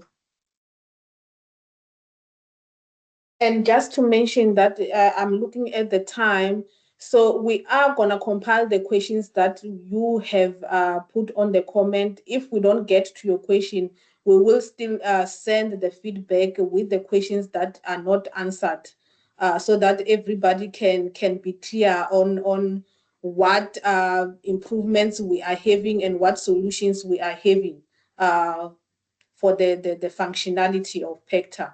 So Tops, you can continue and read out the questions that are there. Okay. This one we've answered it. Let me see. I think there was a question from Monip here. It's a lot of chats now. I'm sorry, Linda, I'm just trying to browse through. Yeah, to make sure that we don't miss anything. I'm yes, also checking. Yes.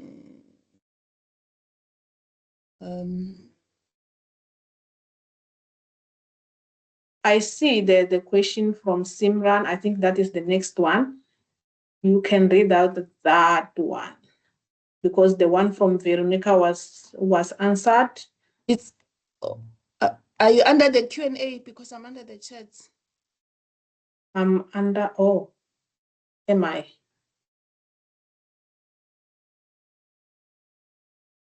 But then it's fine. Let me go back to the Q&A and just check, because I can't see anything on the chat. But I can see some on the chat. Okay. Can I just read it out, the one that I see? Please. Okay. Let me go up, because I don't want to miss anything. I want to make sure. Yeah. Okay, so I see the one from Simran. I think that was after the one from Veronica that we have answered. It is mentioned that detailed updates and guidance on what have been changed in the system or what have been updated in the system is conveyed. So how is this conveyed, and what are the steps for the user to reach out to you in case of gaining this information? Do you want to take it, Tops? What was the question, Lindy? It is mentioned that detailed updates and guidance on what have been changed in the system or what have been updated in the system is conveyed. So how is this conveyed, and what are the steps for the user to reach out to you in case of gaining this information? Oh, okay. Thanks for that. With the updates that have been sort of implemented in the system, we usually send emails to the researchers with whatever update that has happened.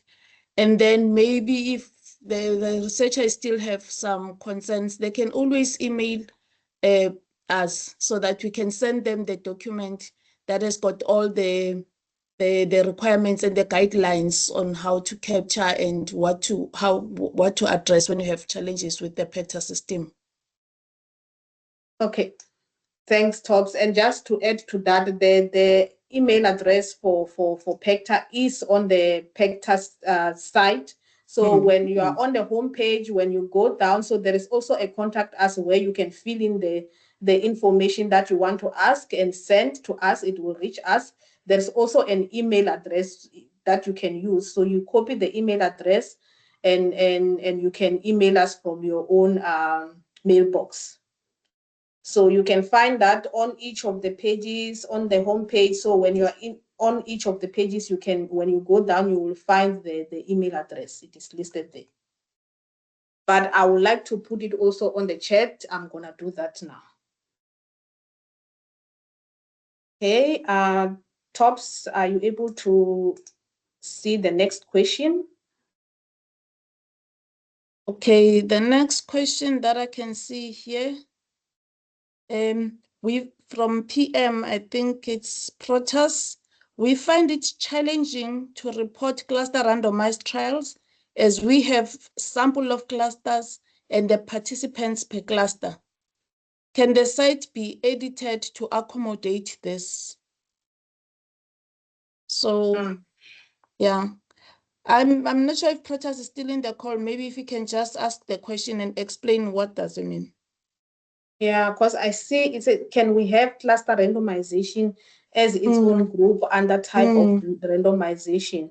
It might be good to know apart from knowing that it is parallel randomization.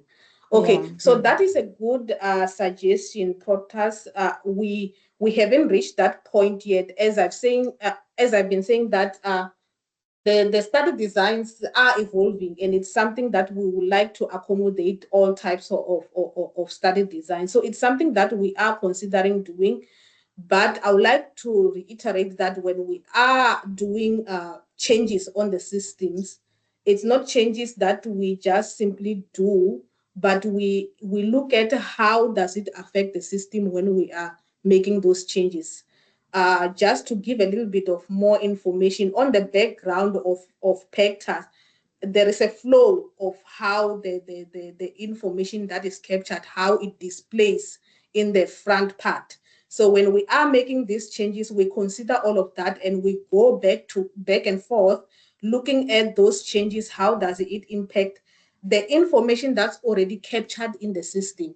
So it is something that we are looking to do, and we will take this suggestion also, looking at different types of study designs, but it's something that we need to work on and looking at how the information flows in the system. So I hope that answers the question. And Dudu, you can add more if there's something more. Yeah. I've just responded to Simran's question about also about the changes, what solutions and strategies we are taking. I think we need to point out that, I mean, hosting a database of this as big of this magnitude requires funding and resources. So our updates are on the basis of what do we normally see as queries that are coming in probably in the previous year before we get our funding, which really supports us in terms of maintaining the registry, and basing it on that together with what WHO requires as additional changes that we need to make on the system. Then we make those changes in the remit of the budget. But I think what is important here, and it's something that I responded to Simran's point on the chat, is that we welcome your engagement. If you could use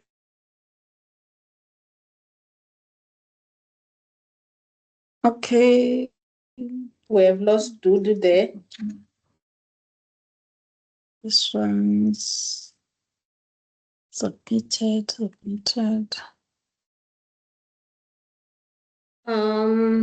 Okay, so we are just Am I giving back, Dudu Lindy? Yes, you're you can continue. Okay. No, sorry.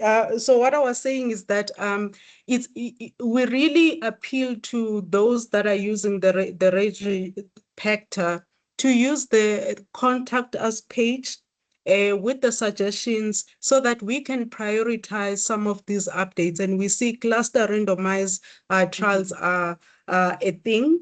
And also, there's also adaptive trials that have come in during COVID-19. We're still debating how best we're going to do that, given the budgetary constraints that we also have in terms of hosting the registry. But this is an evolving system. So we will value your input in terms of what would we change, what changes should we make so that registration is as seamless as possible. Thanks, Lindy. Thanks, Dudu. I see the next question while looking at the time. It's from Edward. What is the difference between sponsor and funder? Can't a sponsor be a funder at the same time? Okay, so a funder is an organization or a person who provides financial support for the study, while a sponsor organization or a person is a person who's responsible for the conduct of the research. So sponsors can also be financial. They can also be financially supportive to the trial. I mean, so most people, they can list a funder and a sponsor that is the same, but a funder is someone who can provide financial support, like the grants that we normally apply for. So that could be a funder, but a sponsor could be someone who's maybe someone who has a pharmaceutical company who's wanting to do a particular trial. So they can also foot the bill, so they can be the funder and they can be the sponsor as well. I hope that answers the question. I don't know if there's any other tops. The next question. I don't see anything. Yeah. Okay. Maybe we can take the hand from Aaron. Let me unmute you. You can So unmute you can yourself. allow the mic. Yes, yes. Yes, You thank can- you. Oh. Thank you for the opportunity to comment. This meeting is very helpful. I have a similar challenge. I know you attended to Veronica, who has a challenge similar to mine. In my case, the difference is that we are changing the domain from .net to .com. So I was wondering whether you would suggest moving my submissions to my new account, the .com. I'd put a comment asking for that, or there is a provision within the platform that I can change the email address. Thank you.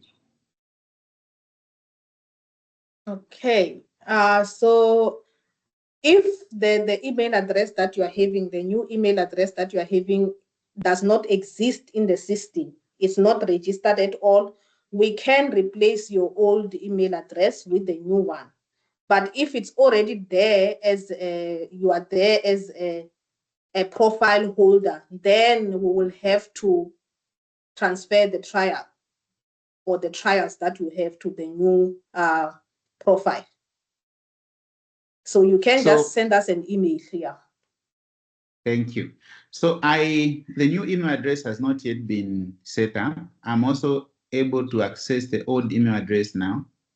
So in this case, I should send you an email sharing both email addresses and asking whether you can replace the .net email with the .com. Am I getting it right? Yes. Yes, that is correct. You can just do that. We will assist you and then we'll send a reset password.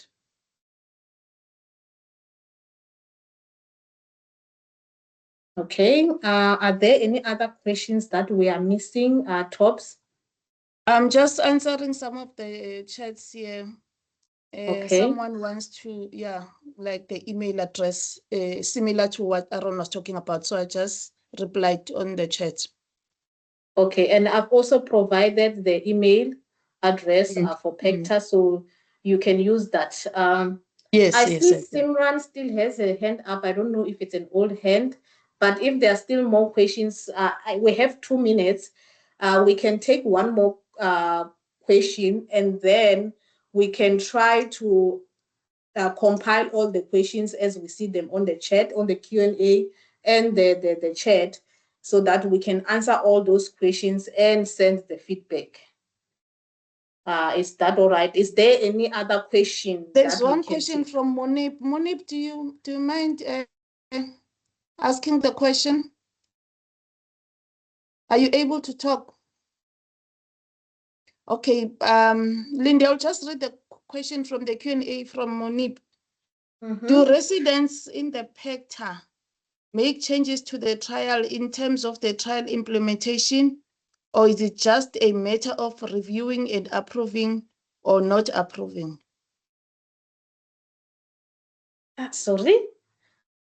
Can you read it again? Sorry. Do residents in the PACTR make changes to the trial in terms of the trial implementation, or is it just a matter of reviewing and approving or not approving?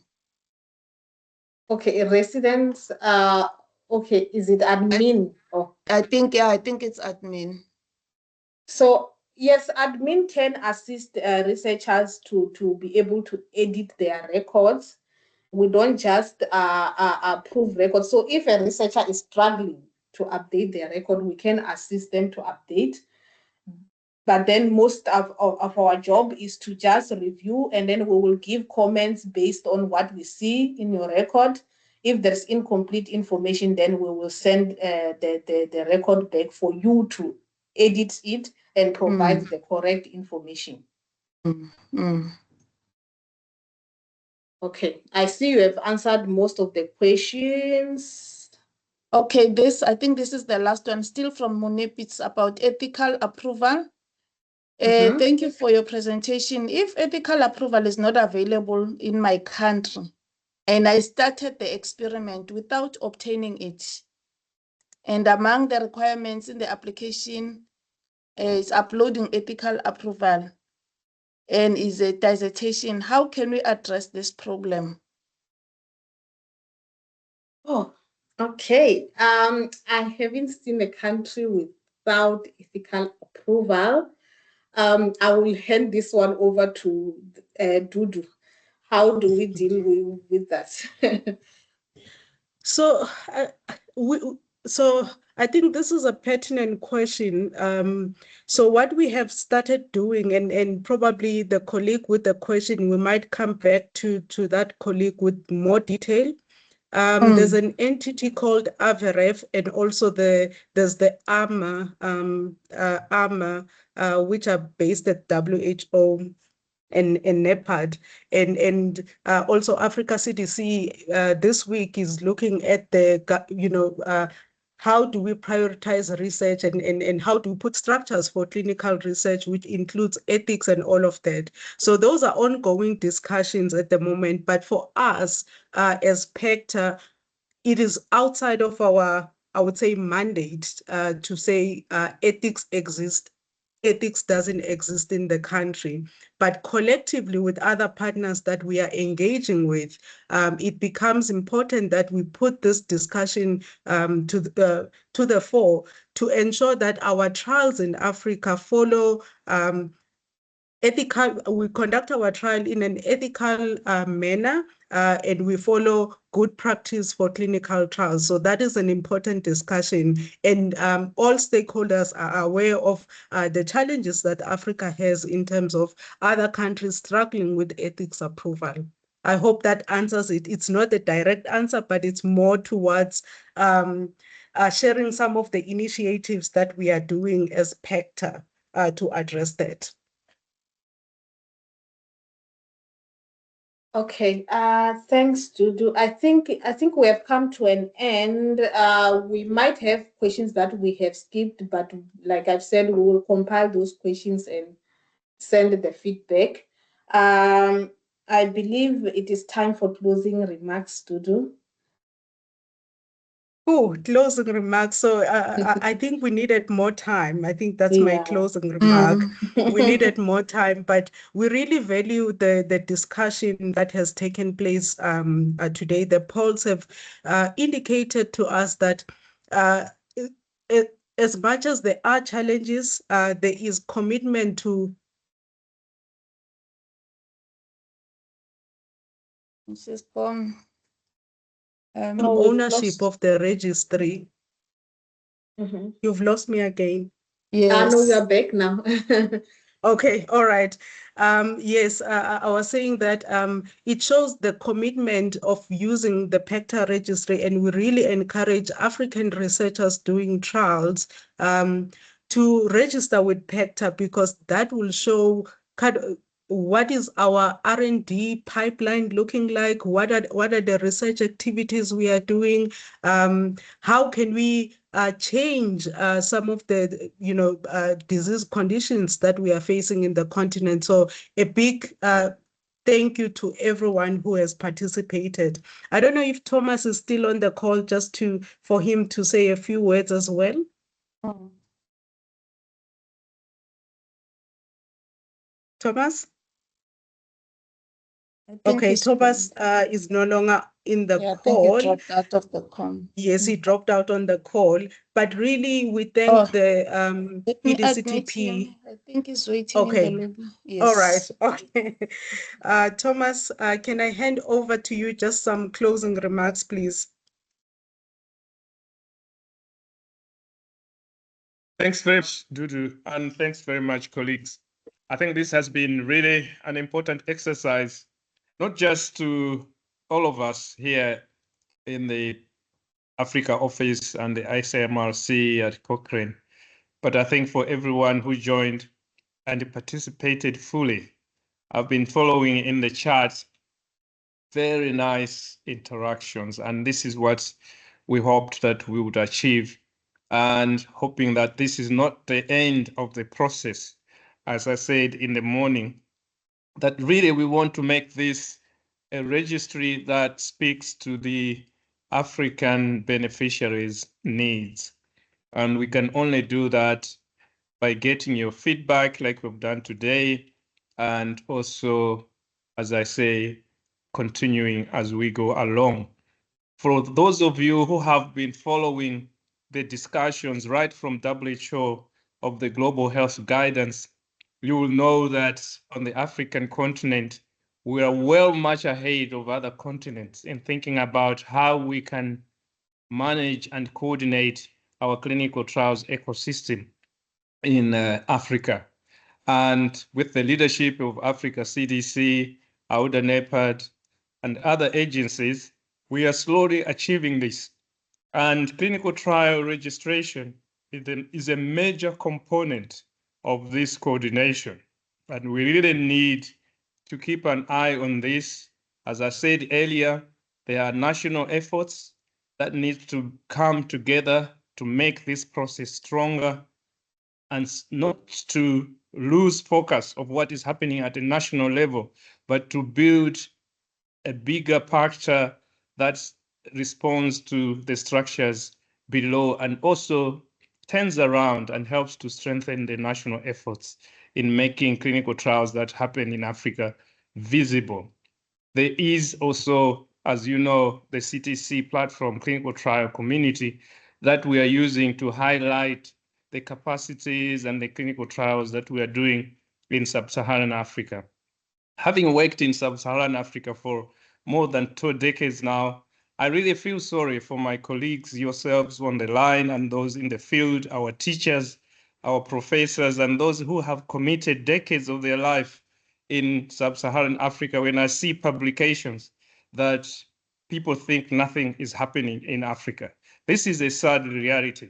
And we can make it visible ourselves by respecting the tools that we are discussing, like PACTR today, CTC Africa, .org Africa, etc., really strongly, so that we change this picture. We change this picture of Africa can be a leader in global health, and it is in many respects. We need to respect it ourselves first and show that we care for it. And then I think the next will be the world realizing that what they have been ignoring is a centerpiece in global health. So with those words, I wouldn't emphasize much to thank you very much for your efforts today. Thanks to Dudu and the team for organizing this. Thanks for the Africa Office EDCTP team that have been also working behind the scenes, Michelle, Pindile, and other colleagues, for all your work. And I think we have done a very good job and consensus building that we need to take forward seriously. Thank you, Dudu, for giving me a chance. Let me stop here. Over to you again. Thank you so much, Thomas, for continuing to support us. We really appreciate it. So Lindy, I see you've got a slide with evaluation forms and closure. Do you want to take that and maybe do the closure? Thanks, Dudu. Okay, so we have come to the end of the session, and we would like to continue to interact with you, even on email. So as I've mentioned, that we will be looking at the comments and the questions that we have had so that we can compile and answer those questions. We will send the feedback to you, but along with that feedback, we will also have the evaluation form. So you can tell us what would you like to see next or what we can do better. So we will have those evaluation forms sent to you within a week or so. Thank you so much for attending and for your interaction. We'll see you next time.